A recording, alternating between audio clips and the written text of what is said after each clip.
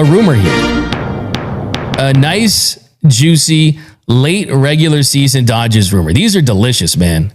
This is like my Al Pastor burrito at 1 o'clock after going to a bar. Delicious, because it's not common to get really good rumors this late in the regular season. Usually it's postseason time, it's division race, and we'll pick that up when it happens. But this one comes from our friend Bob Nightingale. Our friend Bob Nightingale, who says that rival executives expect Kyle Tucker to sign with the Dodgers. Rival executives believe he'll be one of the highest paid players in free agency, and they'll land with the Dodgers. Oh, wow. Is this Dodgers clickbait? Is this, let's use the Dodgers because when we put the Dodgers in the title, people will click, we'll make some money type of thing? Who knows?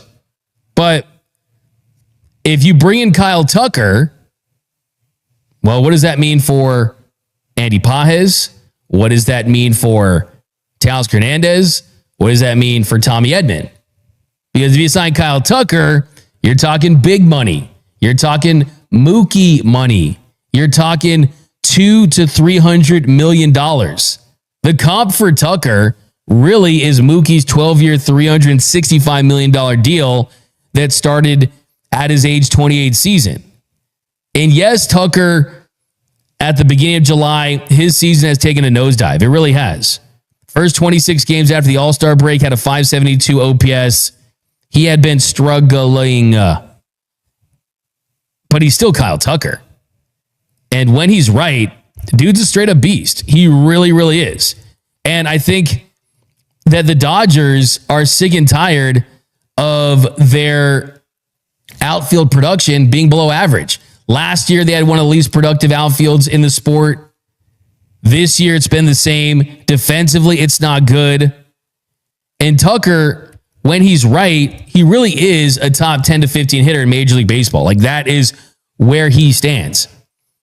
This year, even having a down year, he's hitting .270 with a .381 on base, a .472 slug, a 139 weighted runs created plus with 22 home runs in 133 games.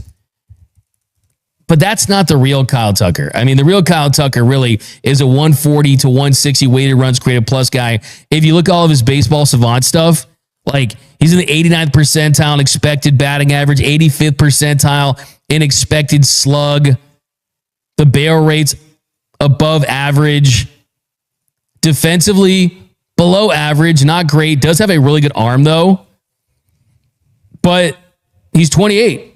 And he's going to be in his prime, and the Dodgers need outfield help. So if you bring in Kyle Tucker, would you trade Andy Pages? Andy Pages has some issues on the base pass. We talk about the Dodger way, right? What's the Dodger way? The Dodger way is taking pride in every single aspect of your game.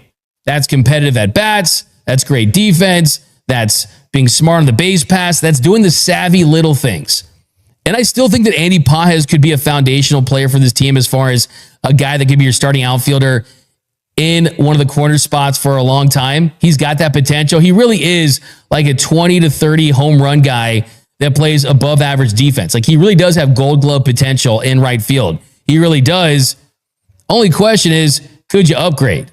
And the truth is that Andy Pages will never be Kyle Tucker. Like, let's just call that what it is.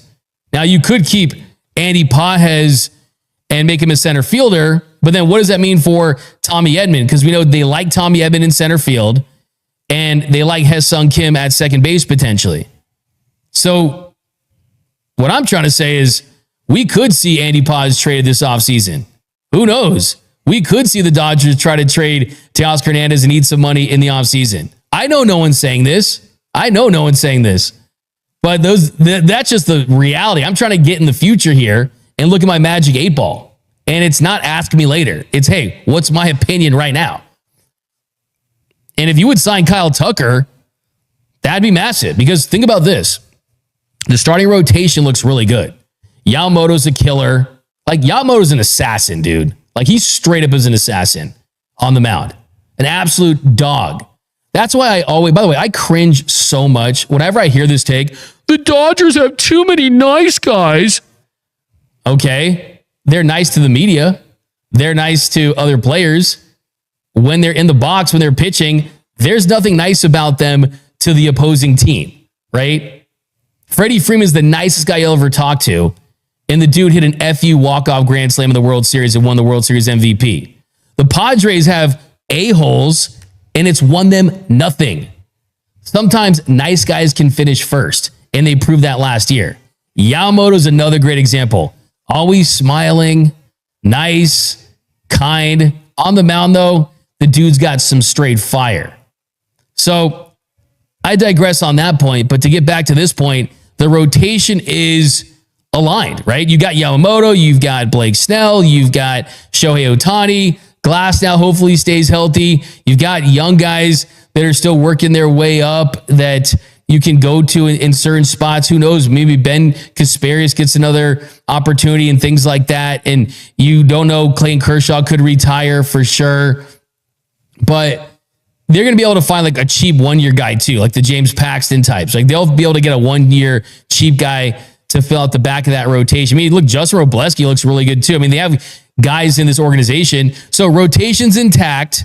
And then next point, bullpen. Hey, Andrew Friedman ain't playing sticker price for bullpen pieces for a while. Like dude's going to have PTSD for a while on that. I mean, dropping $72 million on Tanner Scott, $13 million on Kirby Yates. Even the Blake Trinan extension, I still think was a good deal. Bringing back Blake Trinan. I still believe in him in October. But I think to get bullpen guys, you're going to get them via trades, some reclamation projects. You still have Edgardo Henriquez. Guys coming up, Bobby Miller could be an option, right? But then you look at the infield. Third base, Murakami's not a great fit. And you got Max Muncy. That's the only place he can play. If Max Muncy comes back, which he's expected to come back tonight, do you really think that the Dodgers are going to move off of Max Muncy? Max Muncy loves this organization. He said last year he'd go off the bench even if they traded for Arenado. Like, dude would pay the Dodgers at this point to play for this organization. He's so important to this team. They went 10-12 with him out during this prolonged stretch of him working his way back in and out of the lineup. So if third base is locked up, first base is locked up, second base is locked up, potentially, and that's not a position you're going to go out there and sign a big name because no one really out there that makes a lot of sense. Shortstop, Mookie is an above average shortstop. He could play there for one more year.